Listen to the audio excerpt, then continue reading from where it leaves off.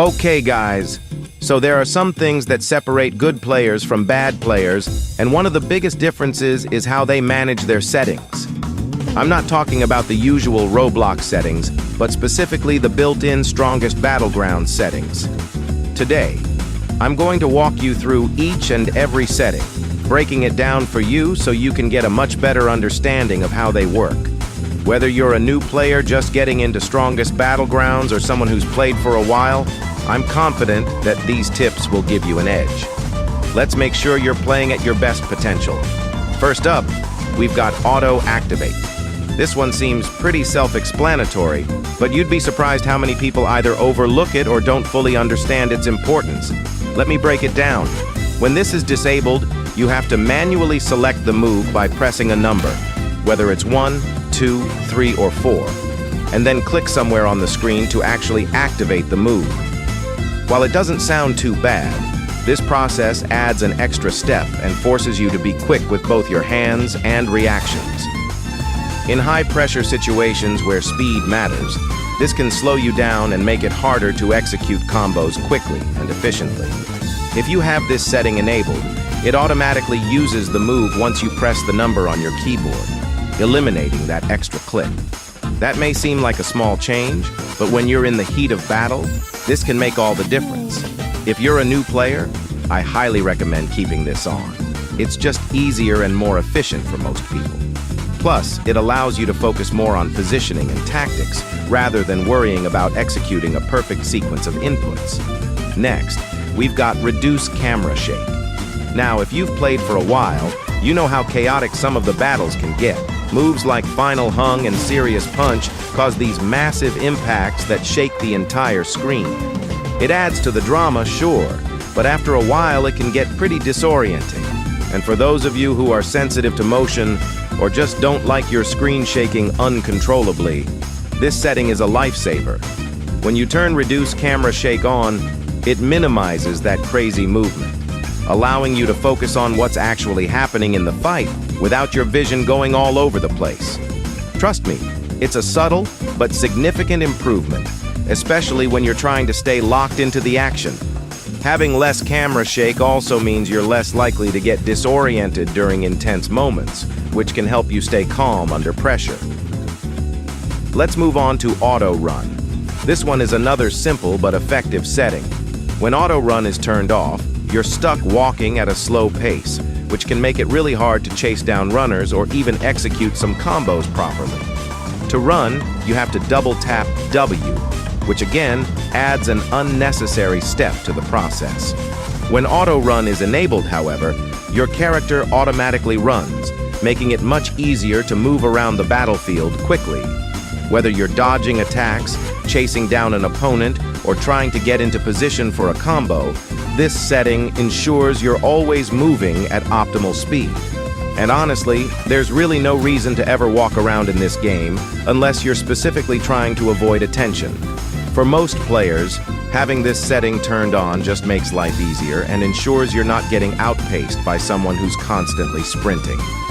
Next up, we have what is probably the most important setting in the entire game: Remove Packages.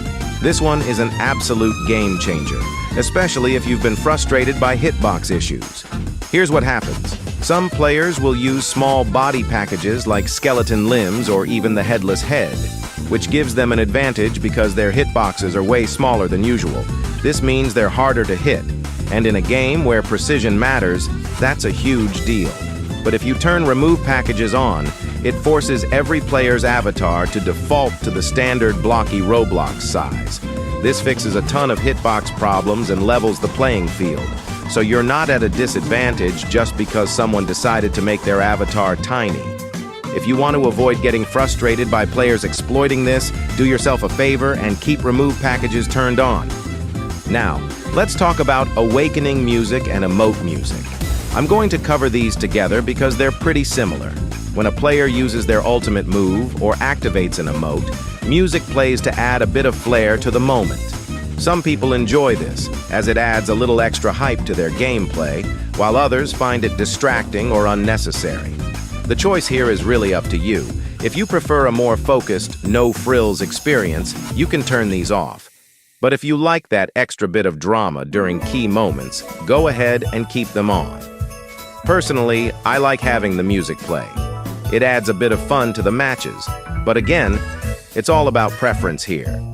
Next is fast mode, which is one of those settings that even some long-time players aren't fully aware of. But trust me, it can make a noticeable difference, especially if you're struggling with performance issues like low FPS or lag.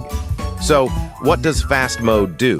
Basically, it reduces the amount of detail in the game's visuals to improve performance. For example, it cuts down on things like smoke and debris from craters, removes the swaying of tree leaves, and reduces the number of broken parts that scatter when you smash objects like trees or benches. All of this reduces the load on your computer, which can give you a much-needed FPS boost, sometimes as much as 20 extra frames per second, depending on your system. If you're someone who plays on a lower-end PC or just wants a smoother experience, turning fast mode on is a no-brainer. Finally, we have the blood setting. This one is super simple. If it's on, you'll see blood when players take damage. If it's off, no blood. There's not much to say here. It's really just a matter of preference. If you don't mind a little extra gore, keep it on. If you prefer a cleaner, more family-friendly look to your game, go ahead and turn it off. So, there you have it. Those are all the settings that you should be aware of in Strongest Battlegrounds. Taking the time to fine-tune these settings to your liking can really enhance your gameplay experience, whether you're a seasoned pro or just starting out. By optimizing things like auto-activate, reduce camera shake, and remove packages, you can make sure you're always playing at your best. And don't forget about fast mode if you're dealing with performance issues. It can be a real game changer. If you found this video helpful, be sure to like and subscribe for more tips and tricks. There's always something new to learn in Strongest Battlegrounds, and I'm here to help you stay ahead of the competition. Whether it's mastering your settings or learning advanced combat techniques, we're going to make sure you're dominating the battlefield. Thanks for watching, and I'll see you in the next one.